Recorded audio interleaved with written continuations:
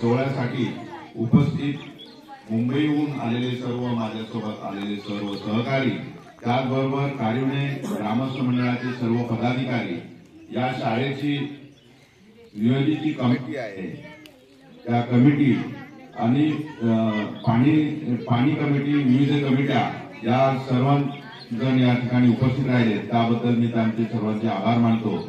या ठिकाणी अतिशय सुंदर असा कार्यक्रम आदरणीय बागुल सरांनी घेतला, आपण सर्वांनी त्याचा आनंद घेतलेला आहे। विद्यार्थ्यांना कसं तयार करायचं हे खरं तर अशा मुख्याध्यापकांकडून शिकलं पाहिजे। आणि खरोखरच या खेड्यातल्या गावात म्हणजे अतिशय दुर्गम गाव, ज्या गावात दोनच एसट्या येतात, रोजगाराची उपजीविका नसताना गुरुजी म्हणून इथे काम करत असताना देखील त्यांना देखील खडतर परिस्थिती तिथे सगळं सहन करावं लागतंय। इथे व्यवस्थित दुकान नसतं, व्यवस्थित आरोग्याच्या सुविधा नसतात आणि अशा खेड्यात येऊन आपली मुलं घडवत असतात। अतिशय मोठं काम ते या ठिकाणी करतात।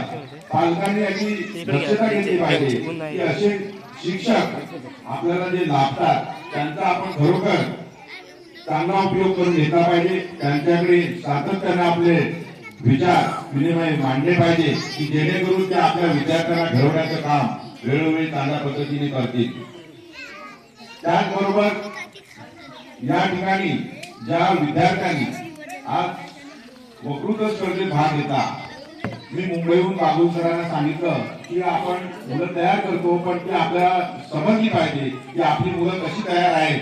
आणि हा एक मोठा सोहळा आहे आणि या सोहळ्यामध्ये आपल्याला कळेल की आपली मुलं ही वक्तृत्व स्पर्धेमध्ये कशा तऱ्हेने भाग घेतात। या ठिकाणी अनेक स्पर्धा घडवता आल्या असत्या, पण इथे विद्यार्थी देखील कमी आहेत। क्रीडा स्पर्धेमध्ये देखील विद्यार्थ्यांनी भाग घेतला पाहिजे, कारण आज मुलांचं आरोग्य चांगलं असेल तर खरोखरच ते व्यवस्थितरित्या अभ्यासावर भर देतील, अभ्यास करू शकतील। जेव्हा कुठली शिक्षा ग्रहण करायची असते तेव्हा त्याची शारीरिक क्षमता ही चांगली असली पाहिजे, तरच तो मुलगा, तो विद्यार्थी चांगला अभ्यास करू शकतो।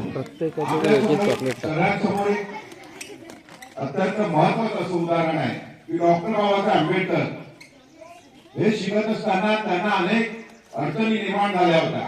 त्यांना वर्गाच्या बाहेर बसावं लागत होतं। वर्गाच्या बाहेर बसून